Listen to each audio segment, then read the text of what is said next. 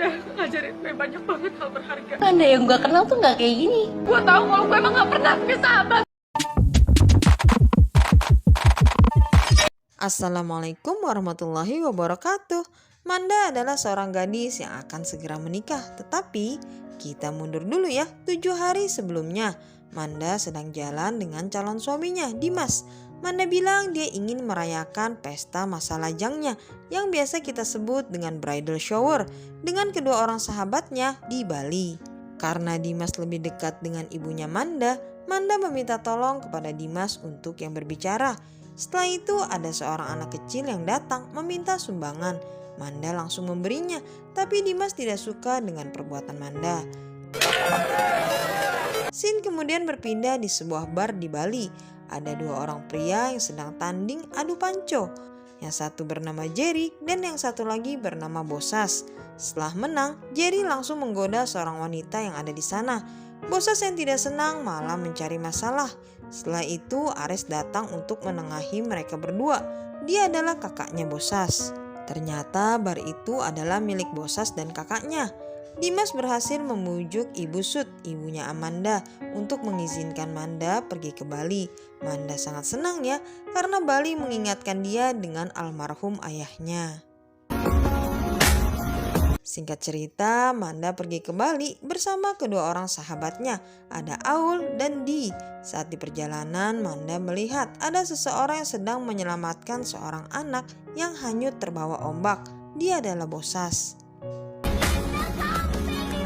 Manda dan kawan-kawan telah sampai di hotel. Dia diberi waktu 3 hari untuk menghabiskan liburannya di Bali. Di kemudian meminta kepada kedua temannya untuk pergi ke server bar. Katanya bar itu pernah didatangi Lee Min Ho. Akhirnya mereka bertiga pun sampai di sana. Di dalam bar lagi-lagi Jerry sedang adu panco. Dan ketika dia selesai, dia langsung menggoda Manda dan teman-temannya. Bosas yang tidak suka langsung saja kembali mengajak ribut si Jerry. Kali ini mereka berdua beneran adu fisik. Meski Bosas tidak jago berkelahi, tapi dia pantang menyerah. Disinilah Manda teringat wajah Bosas, orang yang tadi dilihatnya ketika baru sampai di Bali. Ares kembali menghampiri Bosas. Dia bilang Jerry adalah langganan tetapnya di bar. Tempat mereka sudah rusak, ditambah langganannya kabur. Apalagi Ares menanggung hutang sebesar 500 juta atas renovasi bar tersebut. Ares bilang dia sudah tidak punya uang. Jadi dia meminta Bosas untuk mengganti kerusakan di bar tadi bagaimanapun caranya. Di hotelnya diketakutan ya akibat perkelahian tadi.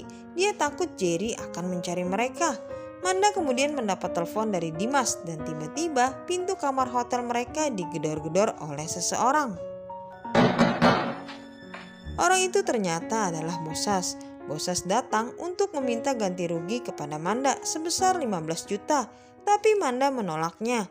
Dari balik pintu, Bosas mengancam jika dia bakal memanggil preman lainnya. Setelah beberapa saat, Manda datang kembali ke bar itu. Dia melihat Bosas sedang ribut dengan abangnya. Akhirnya Bosas pergi. Manda mengikutinya dari belakang hingga sampai ke perahu. Manda bilang dia akan mentransfer kerugian tadi, tapi kata Bosas tidak usah. Tak lama dari itu Ares juga datang. Manda disuruh naik ke perahu.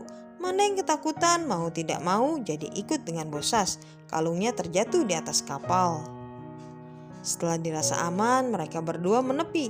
Bosas membersihkan lukanya. Manda kemudian mengeluarkan plester kepada Bosas. Diambil dan dimasukkannya ke dalam kantong. Manda bilang tadi dia melihat Bosas waktu menolong orang yang tenggelam. Dia merasa simpati kepadanya. Bosas kemudian meminta pulpen kepada Manda. Dia bilang itu adalah nomor rekening Bosas. Padahal yang sebenarnya ditulis adalah nomor ponselnya Bosas. Manda kembali ke hotel dan merasakan suasana yang berbeda saat di pagi hari. Kemudian kedua orang temannya memberikan surprise kepada Manda, pesta bridal shower. Di sisi lain Bosas memakai plester dari Manda. Manda bercerita kepada kedua orang sahabatnya itu jika semalam dia bertemu dengan Bosas. Aul bilang semalam Dimas mencari Manda. Dia menelpon tapi ponsel Manda tidak aktif. Manda kemudian menyadari kalung yang dikenakannya hilang. Suatu pagi Bosas datang ke barnya. Dia menemukan Ares disamperin oleh penagih hutang. Kakaknya belum bayar hutangnya. Dia diberi waktu 2 hari untuk menyiapkan uangnya. Bosas masuk ke dalam bar. Dia kembali ribut dengan kakaknya itu. Ares pernah menggadaikan kamera kesayangan Bosas. Kedua orang tua mereka telah meninggal dunia. Waktu itu Bosas minta dibelikan kado ulang tahun, yaitu sebuah papan seluncur. Namun nasib malang menimpa kedua orang tuanya yang meninggal dalam kecelakaan di jalan. Bosas kembali ke perahu. Dia menemukan kalung milik Manda. Scene kemudian beralih ketika Manda dan kawan-kawannya baru pulang dari supermarket. Bosas tiba-tiba datang dan bilang jika ada 2 orang preman yang sedang mengejar mereka. Di langsung kabur ya. Sedangkan Manda dan Aul disuruh ikut boncengan sama Bosas. Tapi Aul memilih menyusul Di.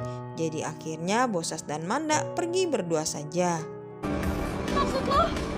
Di jalan Bosas bilang tadi itu dia hanya berbohong. Sebenarnya dia ingin membawa Manda ke suatu tempat yang indah di Bali. Wow.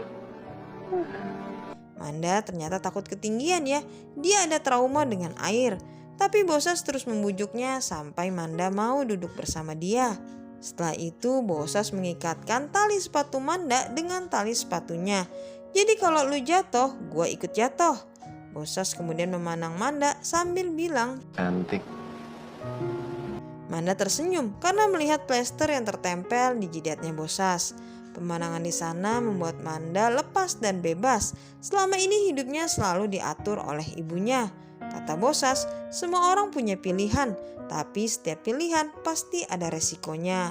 Bosas menyuruh Manda untuk teriak, mengeluarkan masalah yang ada di pundak mereka.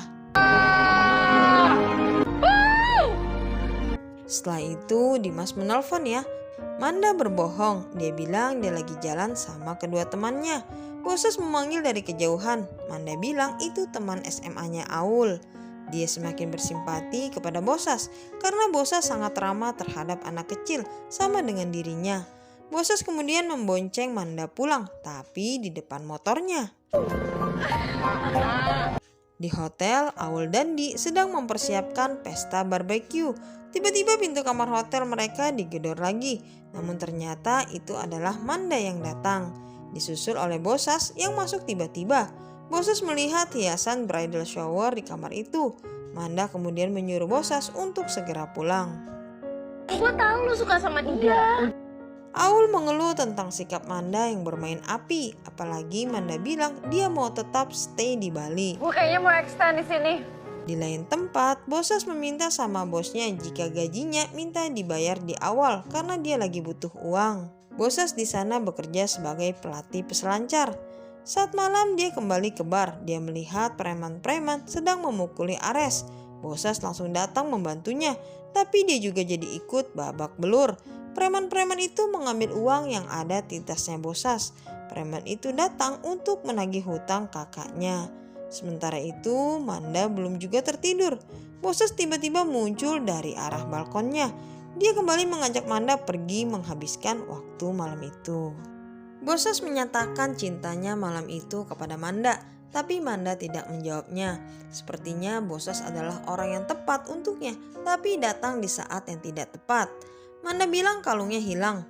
Dulu juga masih kecil, dia kehilangan liontin yang sebelahnya saat dia hanyut terbawa ombak. Saat itu dia ditolong oleh seorang anak lelaki, dan semenjak itu ibunya langsung pindah ke Jakarta. Dia takut Manda tenggelam lagi. Padahal Bali adalah tempat penuh kenangan bagi Manda dan ayahnya. Keesokan paginya, Manda dan Bosas kembali mengelilingi Bali dan melakukan banyak kesenangan di sana. Mereka berdua duduk di pesisir pantai. Bosas menanyakan tujuan Manda datang ke Bali. Manda berbohong jika bridal shower itu sebenarnya punya Aul.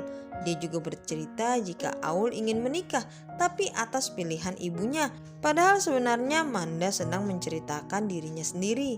Setelah itu perjalanan mereka dilanjutkan ke sebuah pesta di luar bar tak jauh dari tempat Ares. Ares didatangi penagih hutang lagi. Preman-preman itu juga menghampiri Bosas. Manda mengajak Bosas untuk kabur, tapi tidak sengaja motor Bosas menabrak mobil preman-preman itu. Jadi mereka berdua dikejar oleh preman-preman itu. Manda dan Bosas akhirnya bersembunyi di bawah perahu. Manda pulang ke hotel dengan perasaan bahagia. Namun tiba-tiba ada suara lelaki yang memanggilnya. Manda. Dimas datang dan mengajak Manda berbicara di luar empat mata. Dimas tahu jika Manda telah berbohong, tapi Manda tetap tidak mau membicarakan soal Bosas. Setelah itu Manda menemui kedua orang sahabatnya. Dia menjadi kesal karena menurut dia Aul yang melaporkan dirinya ke Dimas. Manda yang gue kenal tuh gak kayak gini. Menurut Manda, kedua orang temannya itu harusnya berpihak kepadanya karena selama ini Manda hidup sudah cukup terkekang. Gue tahu kalau gue emang gak pernah punya sahabat.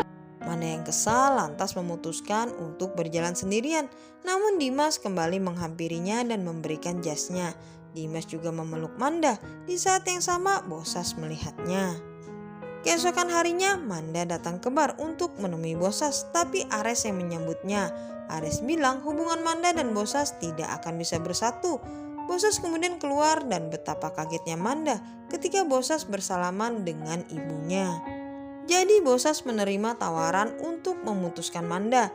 Dia meminta sejumlah uang yang besar untuk melunasi hutang barnya. Ibunya Manda menyanggupi semuanya. Senang berbisnis dengan Anda. Di saat sendirian, Manda menghampiri Bosas. Dia berkata, ternyata lo sama aja kayak semua orang yang nilai semuanya dari uang. Lo sendiri udah bohong sama gue. Lo gak bilang kalau dari awal lo udah mau nikah. Asal lo tahu ya, gue punya prinsip. Meski gue berandalan, tapi gue gak pernah mau ngerusak hubungan seseorang. Kira-kira seperti itulah perbincangan di antara mereka berdua.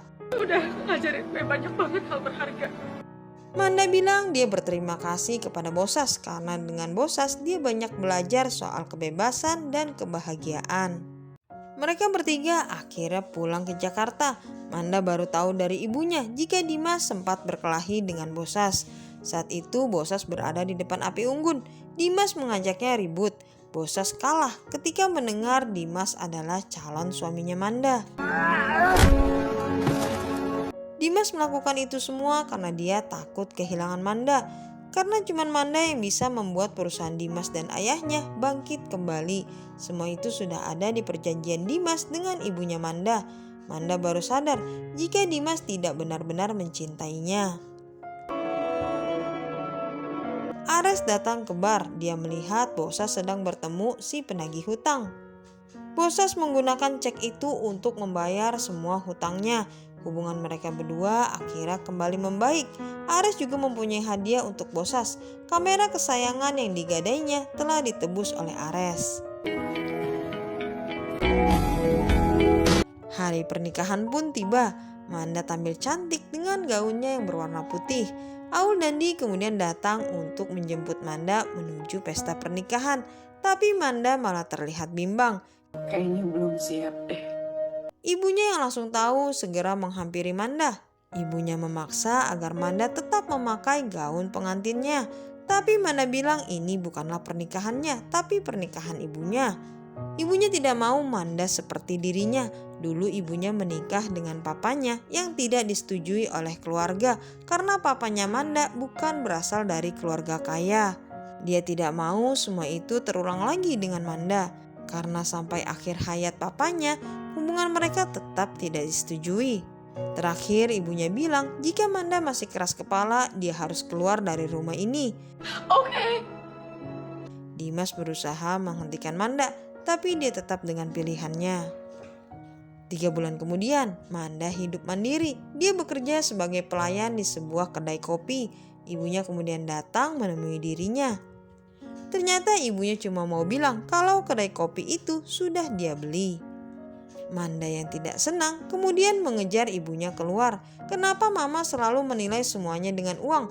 Mama selalu membeli apa yang mama mau. Ibunya menjawab, kalau mama bisa beli semuanya, mama gak akan kehilangan kamu seperti ini. Setelah itu Bosas datang. Ibunya memanggil untuk datang ke Jakarta. Sambil tersenyum, ibunya berkata, Saya tunggu di rumah. Bosas membawa kalung Manda dan memakaikannya. Dia juga memberikan liontin separuhnya yang hilang. Karena kejadian sebenarnya adalah anak kecil yang menolong Manda itu adalah Bosas. Happy ending ya Sobat Movie. Sampai di sini aja.